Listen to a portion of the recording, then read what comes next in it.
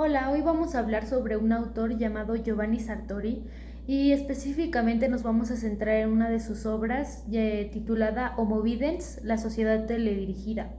Y bueno, este autor vamos a irlo descubriendo, empezando por algo que él va a llamar la revolución multimedia y cómo va a ser la trayectoria de lo que es el Homo sapiens al Homo Videns, qué significa cada uno de ellos. Vamos a especificarlo. También vamos a hablar sobre lo que es el animal simbólico, todos los componentes que se derivan del Homo sapiens. Y también a la tele vamos a tratarla no como un anexo, que es como normalmente lo conciben en la sociedad, sino como un instrumento antropogenético. Y pues él parte de una teoría y de una pregunta que es la siguiente. Su hipótesis ¿es verdadero o falso que el hombre videoformado se ha convertido en alguien incapaz de comprender abstracciones y de entender conceptos?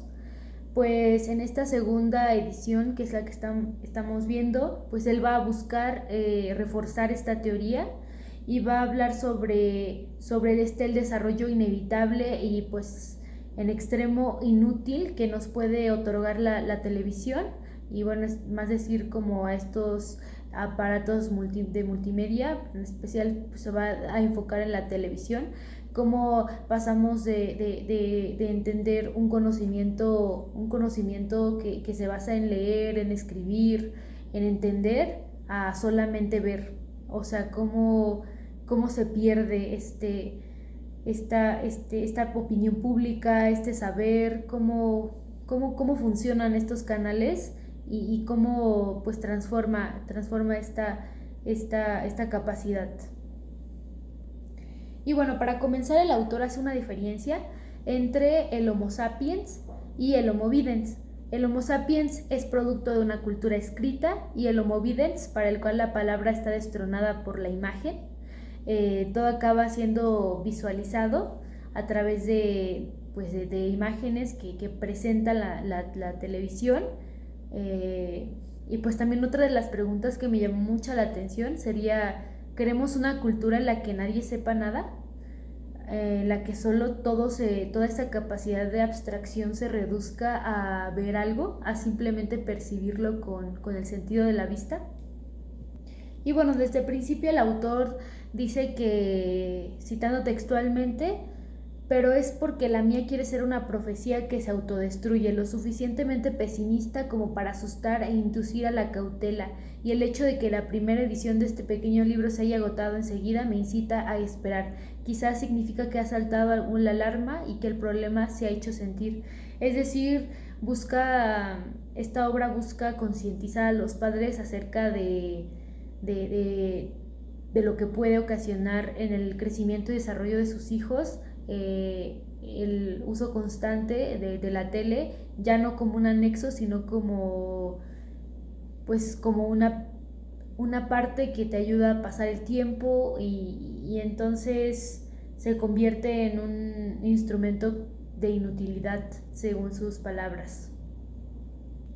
Y bueno, para entender un poco más al concepto introductorio del Homo sapiens, el Homo sapiens es este hombre que se considera animal simbólico, y pues aquí nos dice que un autor que se llama Ernest Cassirer lo explica de una mejor forma. Citando textualmente: el hombre no vive en un universo puramente físico, sino en un universo simbólico. Lengua, mito, arte, religión son los diversos hilos que componen el tejido simbólico. Cualquier progreso humano en el campo del pensamiento y de la experiencia refuerza este tejido. La definición del hombre como animal racional no ha perdido nada de su valor, pero es fácil observar que esta definición es una parte del total, porque del lado del lenguaje conceptual hay un lenguaje del sentimiento. Del lado del lenguaje lógico-científico está el lenguaje de la imaginación poética. Al principio el lenguaje no expresa pensamientos o ideas, sino sentimientos y afectos. Y pues entonces esta expresión de animal symbolicum comprende todas estas formas de vida cultural del hombre, esta capacidad simbólica que posee, de que los seres humanos despliegan un lenguaje, una capacidad de comunicar mediante una articulación de sonidos, y pues de significantes provistos del significado. Actualmente hablamos de lenguajes en plural, por tanto, de lenguajes cuyo significado no es una palabra. Por ejemplo, el lenguaje del cine, lo pone por ejemplo, el lenguaje de las artes figurativas, las emociones, pues etcétera. Entonces, todas estas opciones o acepciones metafóricas del lenguaje esencial pues constituyen a este animal simbólico y parlante que continuamente incluso habla consigo mismo. ¿Y por qué digo que habla consigo mismo? Porque este lenguaje le proporciona la capacidad de reflexionar y no solamente de hablar con los demás, sino incluso de formularse, de conocerse y hablar de sí mismo incluso. El lenguaje no es solo un instrumento para comunicar, sino también un instrumento que nos ayuda a pensar.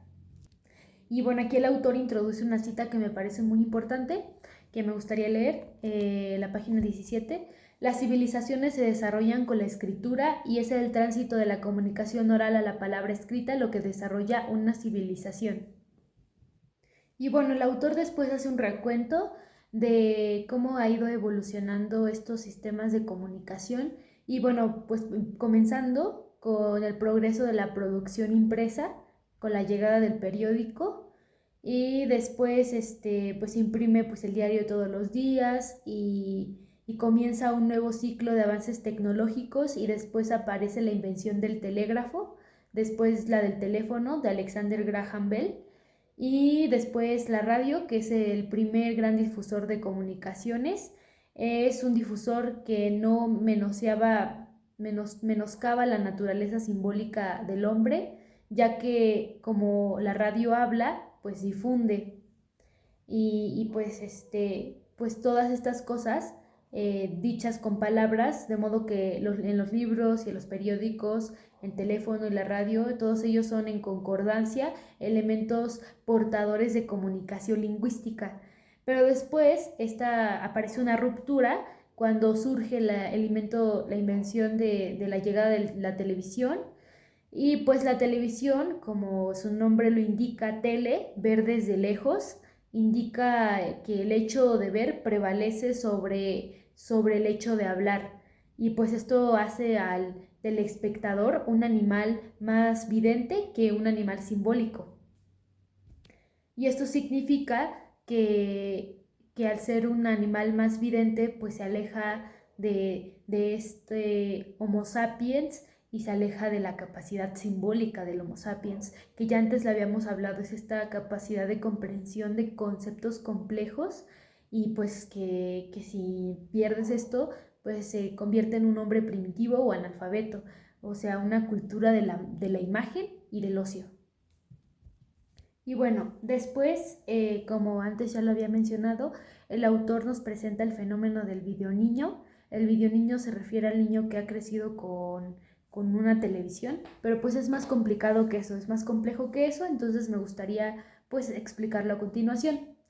Entonces, al formarse y al entender el hecho de informar y viendo, o sea, de esta nueva cuestión que desarrolla el telever, como lo dice el autor, la televisión, por primer punto, modifica fundamentalmente la naturaleza humana en la misma comunicación, dentro del contexto de la imagen y leyendo textualmente y entendemos la palabra solo si podemos, es decir, si conocemos la lengua a la que pertenece, en caso contrario es letra muerta, un signo o un sonido cualquiera. Por el contrario, la imagen es pura y simple representación audiovisual, la imagen se ve y eso es suficiente. Y para verla basta con poseer el sentido de la vista, basta con no ser ciegos, la imagen no se ve en chino, en árabe o inglés, como ya he dicho, se ve y es suficiente. Está claro, pues, que el caso de la televisión no puede ser tratado por analogía, como si la televisión fuera una prolongación o una mera ampliación de los instrumentos de comunicación que le han precedido. Con la televisión nos aventuramos en una novedad radicalmente nueva. La televisión no es un anexo, es sobre todo una sustitución que modifica sustancialmente la relación entre entender y ver. Hasta hoy en día el mundo, los acontecimientos del mundo se nos relataban por escrito, actualmente se nos muestran y en relatos o explicación están prácticamente solo en función de las imágenes que aparecen en la pantalla. Entonces se podría decir que se vive una metamorfosis que revierte la naturaleza misma del Homo sapiens. La televisión no solo es un instrumento de comunicación, también es una paideia, y la paideia se refiere a un instrumento antropogenético, pero en el pie de página, que me parece muy importante pues explicarlo. La paideia, de origen griego, denomina el proceso de formación del adolescente, pais, paidos. En su ya clásico estudio, Werner Heidegger extiende el significado del término a toda la formación del hombre. Entonces, si ya diciéndolo del instrumento antropogenético, que genera un nuevo antropos, es decir, un nuevo tipo de ser humano. Que bueno, es la tesis en la que se basa el libro de este autor, y pues que es la premisa en la que él va a tratar pues pues volver con frecuencia, porque es en la que se fundamenta. Entonces, consiguiendo con lo que atañe a este capítulo del video niño, el problema es que los niños en esta etapa pues son como una esponja. El autor dice que son como una esponja que absorbe información indiscriminadamente. Esto quiere decir que no tienen capacidad de discriminación, por lo tanto no tienen pues como ciertos filtros que jerarquicen, o que más bien les permitan seleccionar cierto tipo de contenidos, por lo cual tiene que pues sí haber como una vigilancia de parte de los padres para evitar que se conviertan en videoniños. El problema, pues aquí dice, por el contrario, desde el otro punto de vista, el niño formado en la imagen se reduce a ser un hombre que no lee, y por tanto la mayoría de las veces a ser un ser reblandecido por la televisión, adicto de por vida a los videojuegos. Al principio fue la palabra, así dice el Evangelio de Juan, hoy se tendría que decir que al principio fue la imagen. Y con la imagen se destrona a la palabra, se asedia a la cultura juvenil, descrita perfectamente por Alberoni. Y bueno, aquí me gustó mucho la cita de Alberoni, que me gustaría también leer, porque yo creo que sí es fundamental para poder entender bien este tema. Los jóvenes caminan en el mundo adulto de la escuela, del Estado, de la profesión como clandestinos. En la escuela escuchan perezosamente lecciones que enseguida olvidan, no leen periódicos, se parapean en su habitación con carteles de sus héroes, ven sus propios espectáculos, caminan por la calle inmersos en su música, despiertan solo cuando se encuentran en la discoteca por la noche, que es el momento en el que por fin saborean la ebriedad de apiñarse unos con otros, la fortuna de existir entre un único cuerpo colectivo danzante. Entonces, ¿qué podría describir mejor al videoniño? Es lo que se pregunta el autor. ¿Este niño se convierte algún día en adulto? Pues el autor dice que naturalmente sí se convierten en adultos, pero siempre pues sería un adulto sordo a los estímulos de la lectura y al saber transmitidos por la cultura escrita, es decir, pues no le va a interesar, incluso no va a tener la capacidad de poder entender pues esta transmisión escrita.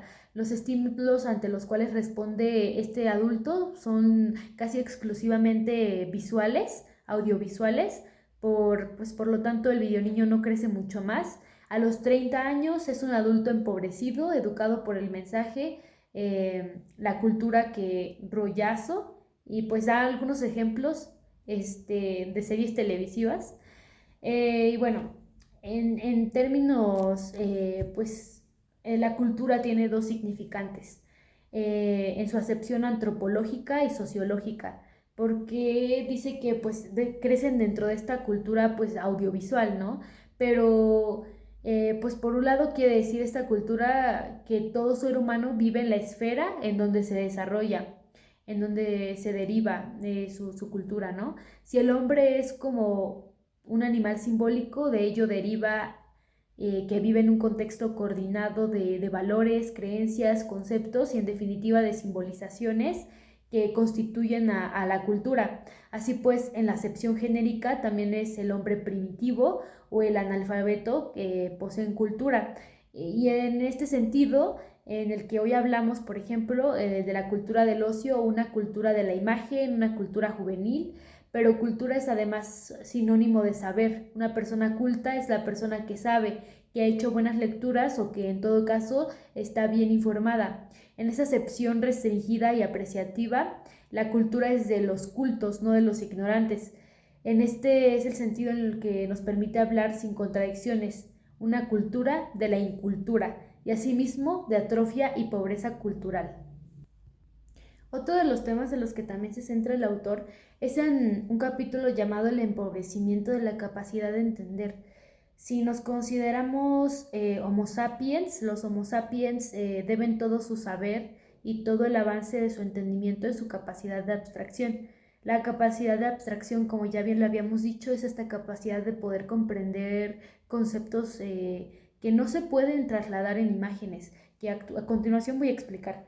Entonces, evocan también representaciones, pues tanto que llevan pues cierta imaginación, por ejemplo, cosas visibles como una silla, una cama, una mesa, un automóvil, pues pertenecen a un vocabulario de orden práctico, pero también existe el vocabulario cognoscitivo y teórico que consiste en palabras abstractas que no tienen ninguna correlación con cosas visibles, cuyo significado no se puede trasladar ni traducir en imágenes. Por ejemplo, conceptos como justicia, libertad, Estado, legalidad, igualdad, derecho, son asimismo abstracciones no visibles. Y las palabras, pues por ejemplo, también hay palabras como inteligencia, felicidad, que también son palabras abstractas, pero que pues se pueden trasladar más a cosas cotidianas, ¿no? Pues, para decir alguna cosa, toda nuestra capacidad de administrar nuestra realidad política, social y económica, pues se pierde y pues se somete la naturaleza del humano, se fundamenta exclusivamente en el pensamiento conceptual. Si decimos esto, pues, ¿qué nos queda? O sea, si la naturaleza humana se fundamenta exclusivamente en este pensamiento conceptual, eh, los llamados primitivos son tales porque su lenguaje destacan palabras concretas, lo cual garantiza la comunicación, pero escasa capacidad científico-cognoscitiva. Es así como lo dice el autor. Durante milenios los primitivos no se movieron de sus pequeñas aldeas y organizaciones triviales, por el contrario los pueblos se consideran avanzados porque han adquirido un lenguaje abstracto que es además un lenguaje construido en la lógica que permite el conocimiento analítico y científico, citando la página 33. Algunas palabras abstractas, algunas no todas, son en cierto modo traducibles en imágenes, pero siempre se trata de traducciones que son solo un sucedáneo infiel y empobrecido del concepto que intentan visibilizar. Por ejemplo, pone el ejemplo el autor de cuando se intenta visibilizar por ejemplo, el desempleo. Ponen a una persona sin trabajo o hacen como, por ejemplo, la palabra desigualdad, nos muestran a dos pelotas de billar y diciendo aquí dos objetos iguales, o bien representar la, la palabra inteligencia mediante la imagen de un cerebro. Y pues disculpen, la palabra era igualdad, no era desigualdad. Pero ya volviendo al tema, pues son como cosas que nos intentan mostrar una realidad distorsionada de conceptos que realmente no se pueden explicar a partir de imágenes simples, como lo es el desempleo de un trabajador que no sé, lo corrieron de su trabajo y te lo muestran así, o la pobreza como alguien que no tiene dinero, ¿no? Con un signo de pesos o algo así. O la imagen de un enfermo y nos da a entender la enfermedad.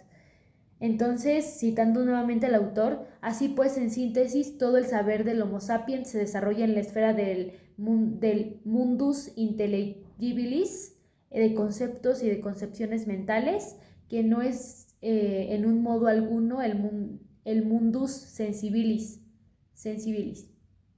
el mundo percibido por nuestros sentidos.